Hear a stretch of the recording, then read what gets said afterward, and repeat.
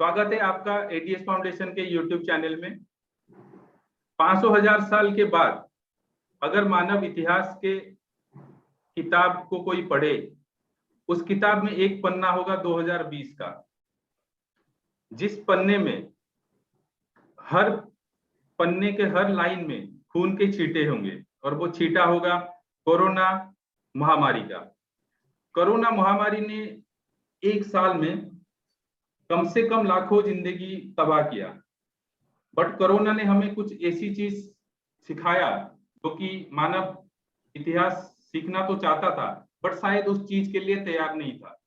जैसे कि अगर आप एग्जाम्पल ले, उसमें सैनिटाइजेशन आता है, सोशल डिस्टेंसिंग आता है और मास्क पहनना आता है। ऐसे ही एक चीज है जो कोरोना ने हमें सिखाया और वो है ई लर्निंग। ई लर्निंग हम सीखना तो चाहते थे, तो क्या हम ई लर्निंग के लिए तैयार थे? अगर तैयार नहीं थे तो कोरोना ने हमें सिखा दिया कि ई लर्निंग कितना जरूरी है और हमारे लिए ई लर्निंग का महत्व क्या होता है, और क्लासरूम ट्रेनिंग को ई लर्निंग रिप्लेस कर सकता है कि नहीं। आज हम चर्चा उसी बात पे करेंगे। तो उस बात पे चर्चा करने के लिए हमारे साथ है mister Manoj Kumar Pandit. Manoj sir welcome. और हमारे साथ है मिस्टर बद्रीनाथ नायक। बद्री जी वेलकम। नमस्कार। चर्चा को शुरू करने से पहले मेरा पहला सवाल है कि क्या है ई लर्निंग, क्या है? लोगों को पहले ये जानना बहुत जरूरी है कि ई लर्निंग है क्या। तो मनोज सर, आप अगर थोड़ा रोशनी डाल सके कि ई लर्निंग क्या है। धन्यवाद राकेश जी। आज का जो आपने टॉपिक चुना है ई लर्निंग, ये एक बहुत ही बेहतरीन टॉपिक है और जिसके बारे में जितनी चर्चा की जाए उतनी कम है, बट क्योंकि समय का भी ध्यान रखना है और ये चीज हम ज्यादा से ज्यादा लोगों तक पहुंचा सकें, उस बात को भी ध्यान में रखते हुए तो आज हम ई लर्निंग क्या है थोड़ा उसके बारे में पहले जान लेते हैं।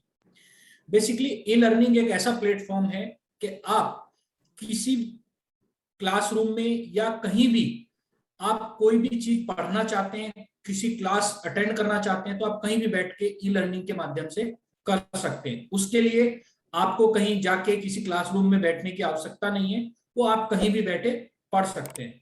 दूसरा, ई लर्निंग के लिए कुछ चीजों की जैसे रिक्वायरमेंट रहती है, जैसे एक लैपटॉप या फिर मोबाइल या इंटरनेट की आवश्यकता रहती है, क्योंकि ई लर्निंग बिना इक्विपमेंट्स के हम नहीं कर सकते, जिसमें कि सबसे अहम रोल जो होता है वो होता है इंटरनेट का अहम रोल। यानी कि आपकी जो इंटरनेट की स्पीड है वो अच्छी होनी चाहिए, तभी जाके एक तरीके से आप ई लर्निंग की पढ़ाई कर सकते हैं। ई लर्निंग के कई सारी चीजें हो सकती हैं। ये जरूरी नहीं है कि क्लासरूम में बच्चा ही पढ़ाई कर सकते हैं, स्टूडेंट ही पढ़ाई कर सकते हैं। इससे आप मीटिंग भी अरेंज कर सकते हैं। जो लोग आपने देखा होगा कि बड़ी बड़ी कंपनीज में बड़े बड़े डायरेक्टर्स, मान लीजिए उनके पूरे इंडिया में या पूरे विश्व में 50 जगह उनके ऑफिस हैं, तो वो हर ऑफिस में जाके तो मीटिंग नहीं कर सकते।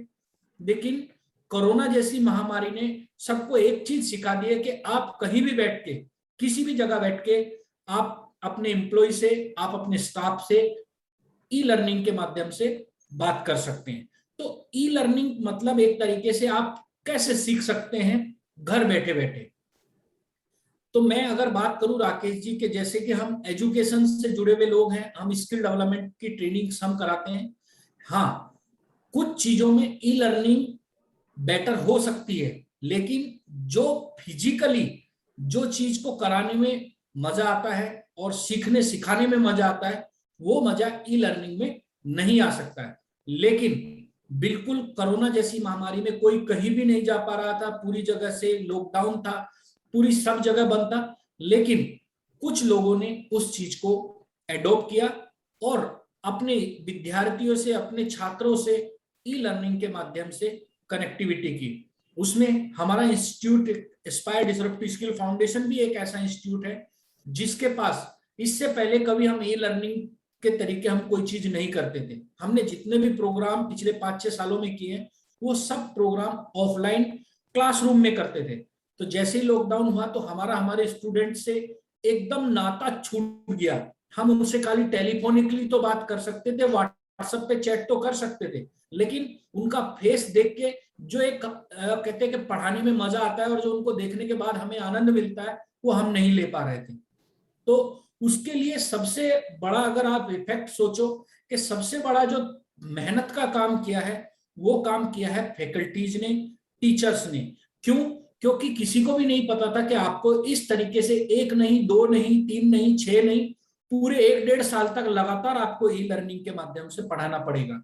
आप सोचिए कि किसी के पास कोई पीडीएफ बुक तैयार नहीं है, किसी के पास कोई कुछ रेडी नहीं है, तो किस तरीके से वो खाली रोज थ्योरी पढ़ा पढ़ा के कैसे कंप्लीट बच्चे को कोर्स करा सकता है, कैसे कंप्लीटली उसको ट्रेनिंग दे सकता है। लेकिन फैकल्टीज ने कुछ लाइव प्रैक्टिकल्स किए, कुछ बुक्स को पीडीएफ में कन्वर्ट किया, कुछ पीपीटी वगैरह के माध्यम से उन्होंने मटेरियल तैयार किया। और फिर जो सबसे बड़ा हाथ अगर हम देखें, आज जैसे कि जूम क्लासेस हो गई, जूम एप्स हो गया, गूगल मीट हो गया, उसके अलावा सीबीएक्स हो गया, उसके अलावा और भी बहुत सारे एप्स हैं जो ऑनलाइन ट्रेनिंग के लिए हमें प्लेटफॉर्म प्रोवाइड कराते हैं। तो मेरा मानना यही है कि ई लर्निंग जो है वो एक अच्छा प्लेटफॉर्म तो है, लेकिन अगर उसे आपको सही तरीके से यूटिलाइज करना है तो उसमें आपको कुछ इंप्रूवमेंट करने पड़ेंगे। और वो इंप्रूवमेंट क्या है, उसके लिए हम अगर राकेश जी की इजाजत हो तो मैं इसको यहाँ से ही शुरू करें या फिर। बट मेरा इसमें सवाल है, आपने तो बता दिया बहुत अच्छे तरीके से कि ई लर्निंग क्या होता है, बट मेरा सवाल ये है कि क्या हम ई लर्निंग का जो प्लेटफॉर्म है, ई लर्निंग के जो तरीके हैं, क्या हम एज ए कंट्री, क्योंकि अभी भी हमारा 80% आबादी इंडिया में गांव में रहते हैं, तो क्या हम ई लर्निंग के लिए इसको एक्सेप्ट करने के लिए क्या हम लोग तैयार हैं, कर सकते हैं हम? देखिए राकेश जी, मैं एक चीज मानता हूं, आज की डेट में हमारे जो गांव के क्षेत्र हैं, इंटरनेट की सुविधा तो सब जगह पहुंच चुकी है। ये तो आप भी मानते हैं और मैं भी मानता हूं। पहले थोड़ा इंटरनेट का इशू रहता था, लेकिन जब से मार्केट में जियो आया है, जियो ने हर गांव में, हर शहर में नेटवर्क को पहुंचाया और इंटरनेट की अच्छी स्पीड के साथ पहुंचाया। हाँ, आपकी बात बिल्कुल सही है कि हमारा जो भारत है, हमारा जो देश है, वो अभी इस ई लर्निंग को अपनाने के लिए प्रॉपर तैयार नहीं है।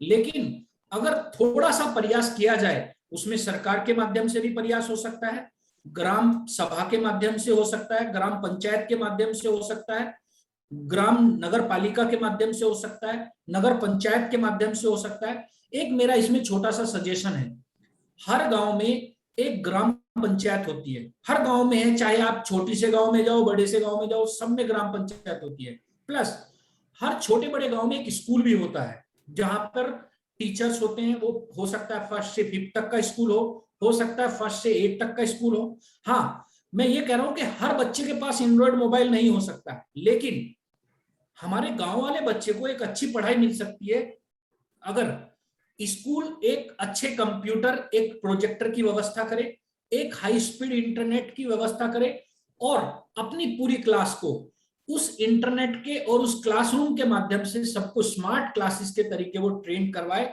और उन गांव के बच्चों को एक लाखों किलोमीटर दूर बैठा इंसान वो वहीं से उनको लाइव पढ़ा सकता है। तो मैं मानता हूं कि अगर थोड़ा सा प्रयास किया जाए तो गांव तक ई लर्निंग को प्रॉपरली कामयाब किया जा सकता है। इसके लिए बस उन लोगों को आगे आने की जरूरत है, जैसे आपका मैंने अभी बताया कि अगर गांव का सरपंच या फिर गांव में जो स्कूल होते हैं वो, या फिर किसी के पास इस तरह की सुविधा है और जो गांव का कहते हित करना चाहता है, जिसे ग्राम सेवक भी कह सकते हैं आप, और अगर सरकार से भी गांव रिक्वेस्ट करे कि हमारे गांव में इस तरह की फैसिलिटी लगनी चाहिए, तो मैं मानता हूं कि कोई बहुत बड़ा ज्यादा खर्चा नहीं आएगा। आज की डेट में 30, 40, 50 हजार रुपए में एक अच्छी फैसिलिटी आप क्रिएट कर सकते हो। जैसे आपने बताया कि मैंने तो एक एग्जांपल दिया इंटरनेट का, वैसे ई लर्निंग में चैलेंजेस बहुत है, तो मेरा अगला सवाल बद्री जी से है। बद्री जी, आपको क्या लगता है, जैसे मनोज सर ने बताया कि हमें इस पे बहुत काम करना है, बाकी है ई लर्निंग के लिए, अगर उसको हम एडॉप्ट करना चाहते हैं और फिजिकल क्लासरूम को अगर रिप्लेस कर सकता है, तो आपको लगता है कि आगे 5-10 साल में या 15-20 साल में ई लर्निंग फिजिकल क्लासरूम को रिप्लेस कर सकता है? जी, जैसे कि मैं ये बता सकता हूँ, e learning is a platform जो इजीली कहीं से भी एक्सेस हो सकता है, जो मनोज जी ने बताया है। फिर भी ये एक चीज है कि जैसे like when you are physically कोई है, फिजिकली ट्रेनिंग और ई लर्निंग ट्रेनिंग में बहुत डिफरेंस है। जैसे फिजिकल ट्रेनिंग जो होता है वो इंटरेक्शन होता है, काफी मतलब इंटरेक्शन अच्छे से होता है और बच्चे से कनेक्टिविटी रहता है, और बच्चे बच्चे मतलब जो भी स्टूडेंट्स है उनके बीच में काफी इंटरेक्शन हो सकता है, जिससे वो खुद मतलब जो स्टूडेंट डेवलपमेंट होता है वो हो सकता है। Whenever in the same case e learning में वो एक ही होते हैं, स्टूडेंट और टीचर ही इंटरेक्शन हो सकता है, और स्टूडेंट एक्स्ट्रा करिकुलर एक्टिविटीज या एक्स्ट्रा कुछ चीजें सीखना है तो वो लर्निंग में उनको थोड़ा सा कम हो जाता है।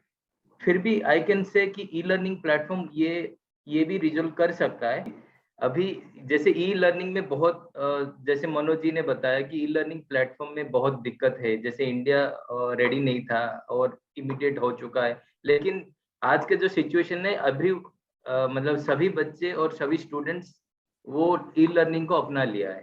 ठीक है, जैसे जैसे सिचुएशन आया उसके हिसाब से मैडम जो टीचर्स है और ट्रेनर्स है वो अपने अपना अपना ट्रेनिंग मटेरियल बनाने लगे, और various platform like zooms, Google Meet और माइक्रोसॉफ्ट टीम, ये जो प्लेटफॉर्म्स है वो बहुत इजी एक्सेस करवा दिया, और बहुत इजी और विदाउट फी, मतलब कोई फी नहीं लगता है, जो 45 मिनट्स तक वो फ्री देते हैं।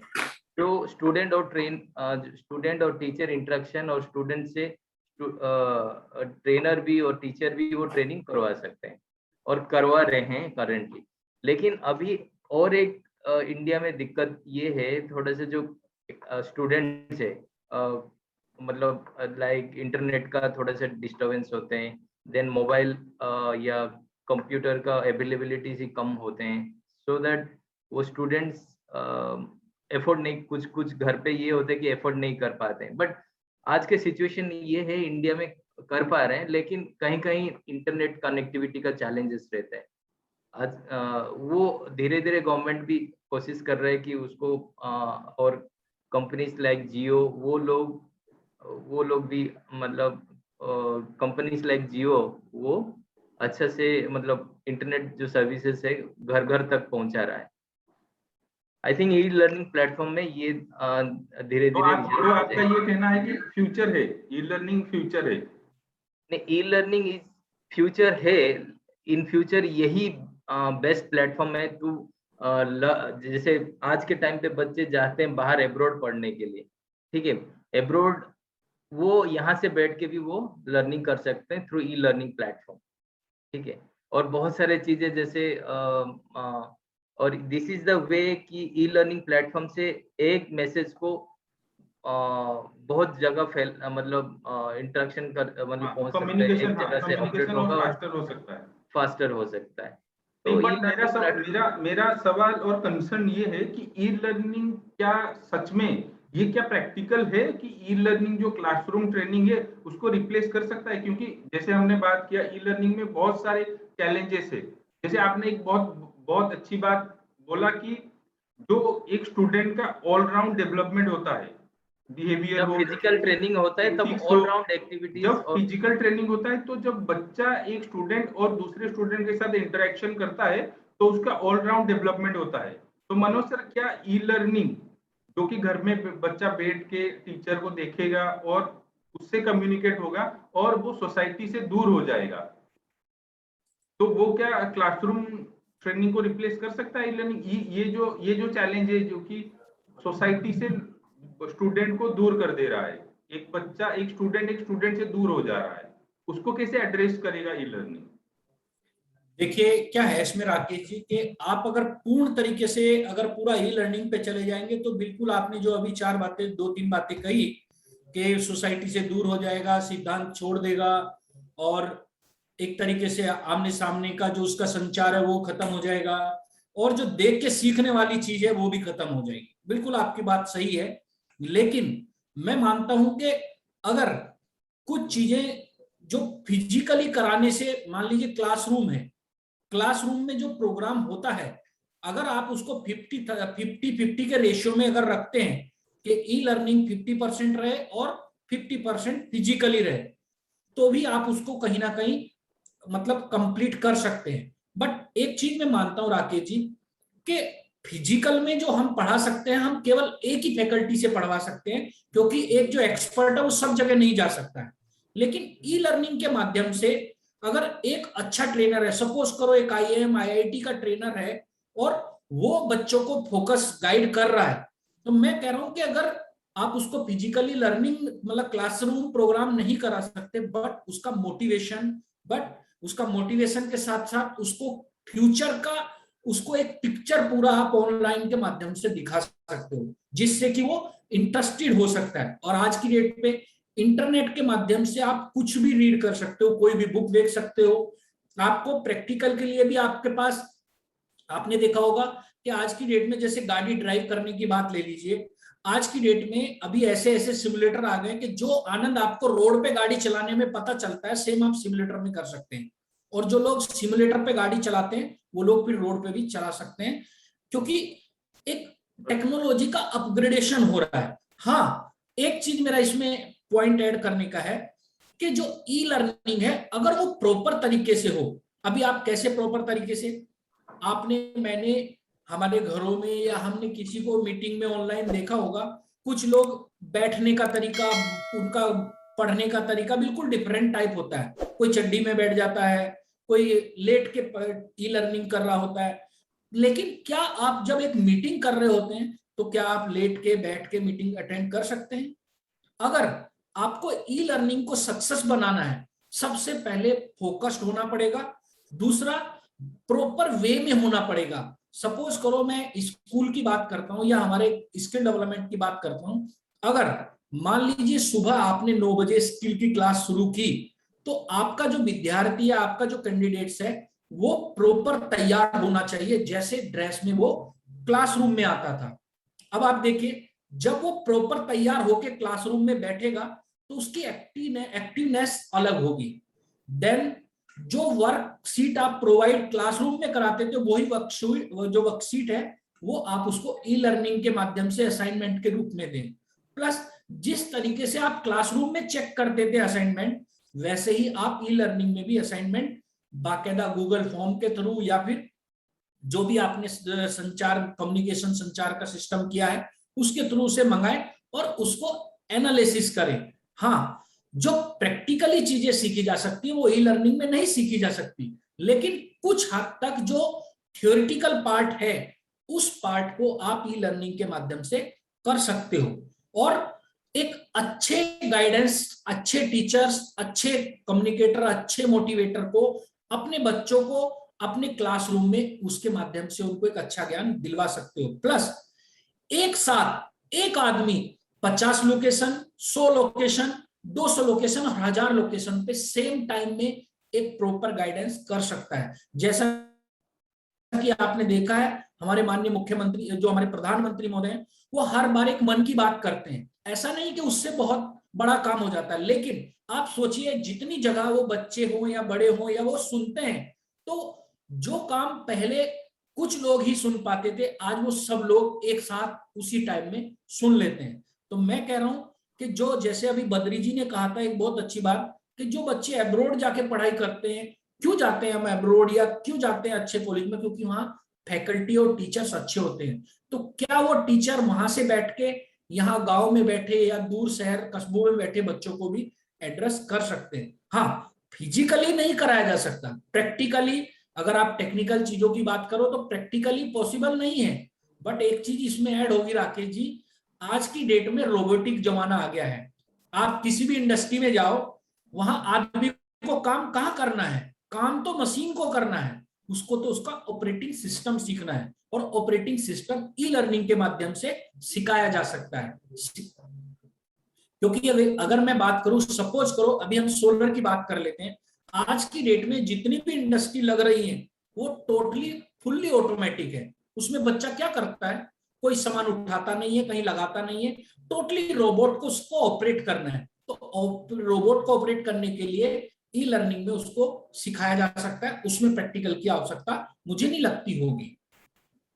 दूसरा, सीएनसी की बात करें, आज जो सीएनसी का प्रोग्राम है, अगर आपने पूरा प्रोग्राम सिमुलेटर के माध्यम से सीख लिया है तो आप फिजिकली भी उसको अच्छे से ऑपरेट कर सकते हो। और सिमुलेटर आज की डेट में ऐसे ऐसे सिमुलेटर हैं कि आप हो सकता है फिजिकली में गलती आपकी पकड़ में ना आए, लेकिन सिमुलेटर में आपको 1 सेकंड में आपकी गलती पकड़ में आ सकती है। हाँ, उसके लिए हमें बड़े इक्विपमेंट की रिक्वायरमेंट पड़ेगी। जिस सिस्टम में मान लीजिए वो सिमुलेटर इंस्टॉल हो सकता है, हमारे पास हैवी कॉन्फ़िगरेशन का सिस्टम होना चाहिए, हैवी कॉन्फ़िगरेशन का इंटरनेट की फैसिलिटी होनी चाहिए, तो हम घर पे बैठ के भी लर्निंग कर सकते हैं, लेकिन डेडिकेशन के साथ। जैसे कि मैंने कहा कि जैसे आप क्लासरूम में बैठ के पढ़ाई करते थे पूरे डेडिकेशन और शिद्दत के साथ में, वैसे ही आपको ई लर्निंग में भी प्रॉपरली पढ़ाई करनी पड़ेगी, तब जाके आप सीख पाएंगे। और अगर आप खाली टाइम पास के लिए ई लर्निंग कर रहे हैं, तो फिर आप फिजिकल करो या ई लर्निंग करो, तो वो तो वैसा का वैसा ही रहने वाला है, उसमें कुछ अपग्रेडेशन नहीं हो सकता है। तो राकेश जी, कुछ अगर आप, जैसे बद्री जी ने एक सजेशन और जो पुराने अपने विचार रखे उन्होंने, तो वो विचार एकदम सही है। ये प्लेटफॉर्म है ये। अब इस प्लेटफॉर्म का इस्तेमाल आप कैसे कर सकते हो, ये पूर्ण तरीके से सामने वाले पे डिपेंड करता है। आप अगर किसी को कुछ गाइडेंस दे रहे हैं, अब उस गाइडेंस को लेके वो लिख के रख ले या फिर उसको सीख ले। सेम वैसे ही है कि घर में गीता तो रखते हैं, लेकिन गीता का ज्ञान खाली हाथ जोड़ते हैं उसको, बाकी उसमें क्या लिखा वो उसको नहीं पता है। गीता पढ़ने की चीज है, घर में पूजा करने की चीज नहीं है। वो तो आप भगवान की करते ही हो, गीता को पढ़ो और जो उसमें लिखा है उसे अपने अंदर धारण करो। सेम सिस्टम है ई लर्निंग में। जो अच्छे अच्छे ट्रेनर्स, अच्छे अच्छे फैकल्टीज आपको ई लर्निंग के माध्यम से सिखाते हैं, उसे सीख के बाकायदा इंप्लीमेंट करना है, और असाइनमेंट जो दिए गए हैं उनको टाइमली पूरा करके आपको सबमिट करना है। कोई प्रॉब्लम आ रही है, आप मान लीजिए, सपोज करो मैं प्रैक्टिकल में थोड़ा सा ऐड करना चाहता हूं। बट सर मेरा इसमें एक सवाल है कि जैसे फॉर एग्जांपल हम बोलते हैं कि ई लर्निंग में आप मास ज्यादा, जैसे वो अफोर्डेबल है, उसमें कॉस्ट कम लगता है, और आप एट ए टाइम एक मास को आप पढ़ा सकते हो। जैसे कि क्लासरूम लर्निंग में आप मास नहीं पढ़ा सकते, वो लिमिटेड स्टूडेंट होंगे। तो आपको नहीं लग रहा है कि जो फोकस है, आप ज्यादा फोकस नहीं कर सकते एक बच्चे पे, जो आप क्लासरूम ट्रेनिंग में कर सकते हो, ई लर्निंग में वो थोड़ा इशू रहेगा। I just I agree with you, Mr. Rakesh. आप मतलब जो है, देखो ई लर्निंग एक लिमिट तक सीमित है, मतलब एक सीमित है, क्योंकि वो थ्योरी लेवल तक ये दैट इज फाइन, बट आप जब प्रैक्टिकल का कुछ लर्निंग करना है तो वो प्रैक्टिकली होना जरूरी है। ठीक है, e learning is for learning, मतलब जो भी आपका जो थ्योरी पार्ट है, जो लाइक असेसमेंट है, वो सब कर सकते हैं। लाइक व्हेनेवर प्रैक्टिकल जो चीजें आता है तो प्रैक्टिकल करना जरूरी होता है।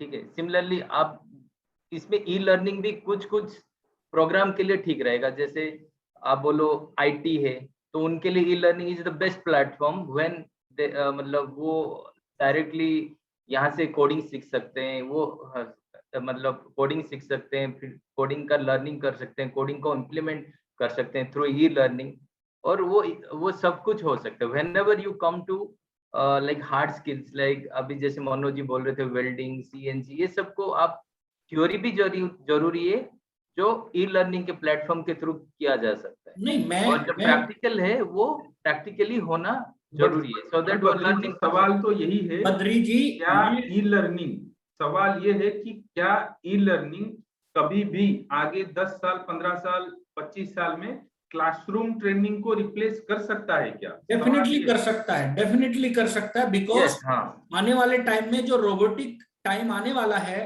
राकेश जी मैं फिर आपको बता दे रहा हूं कि रोबोटिक में आपको प्रोग्राम अपलोड करना है, प्रोग्राम से ऑपरेट कराना है, ना कि उसको फिजिकल ऑपरेट कराना है।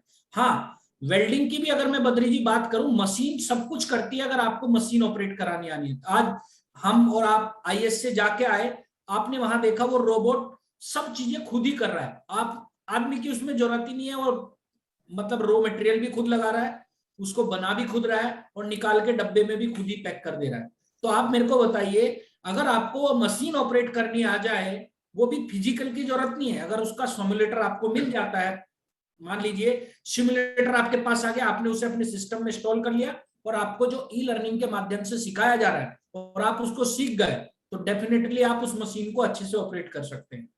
हाँ, कुछ चीजों में रह जाएगा जहां फिजिकली वर्क होगा। अगर आप कहें कि आर्क वेल्डिंग क्या हम ई लर्निंग में बैठ के सीख सकते हैं?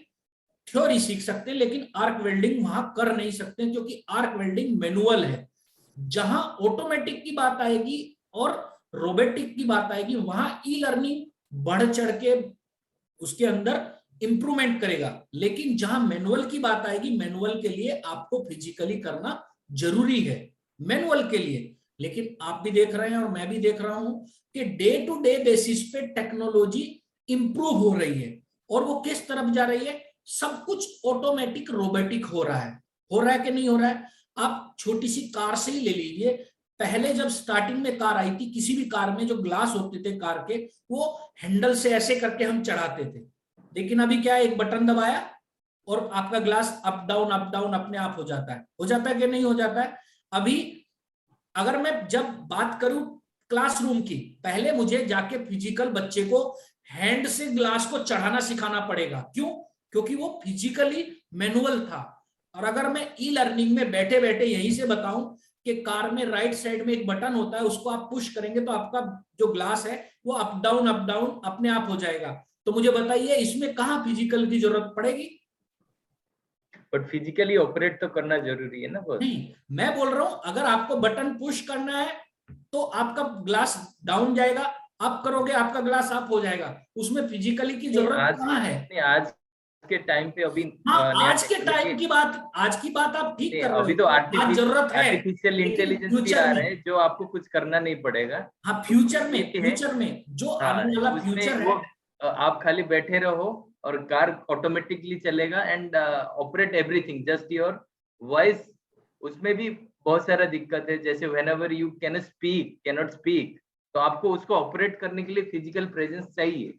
नहीं, वो आपकी बात ठीक है, बट आप ई लर्निंग के माध्यम से उसे सिखा सकते हैं या नहीं? यस, हाँ, वो I agree with you. Learning तक वो सीमित है अभी और प्रैक्टिकली आ जाता है तो इट आज, ए हाँ, प्रैक्टिकल, दैट इज आज का व्हाट। जो टाइम है, आज का जो टाइम है 30% ई लर्निंग और 70% प्रैक्टिकल।